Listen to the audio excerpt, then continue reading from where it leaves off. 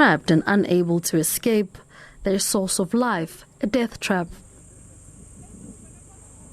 This mother and calf have traveled for long distances, looking for this precious but scarce liquid. Most water bodies in and around Zimbabwe's largest national park have dried up. Those with little water are now dangerous. Here, so animals are too many. It comes big heads, different heads. So this animal died yesterday during night. So we have got another one, the small one here. It is just taking, maybe I think it's about half an hour. So it was trying to look also for water. It's now mud here. A few kilometers away, inside Zimbabwe's largest national park, the carnage is rising. In the past 3 months, we have recorded about more than 80 elephants which have died. And these deaths are attributed to the effects of climate change as a result of shortage of water and food. Right now, where we are standing, there are about 8 carcasses. But as management, we've managed to do our own intervention to try and augment water to the natural water ponds which are around the park. This intervention includes drilling 109 boreholes within the park to supply the animals with drinking water. But with the severity of the drought, the boreholes alone do not address the crisis.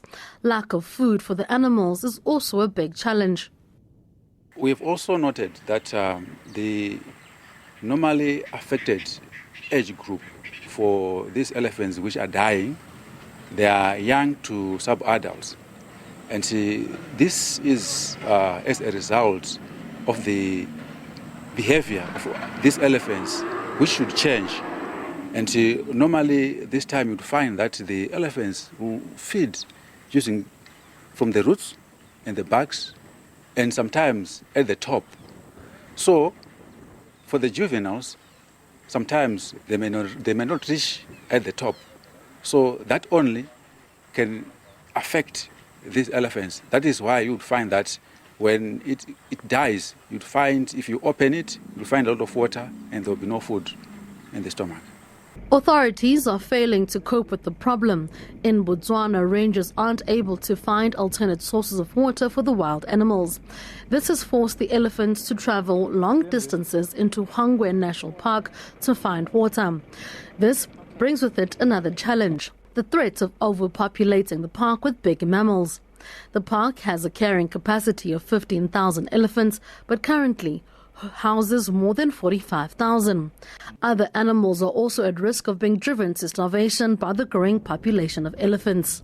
At the moment, we can say water is a limiting factor, but as soon as we add more water holes, water will not be a limiting factor.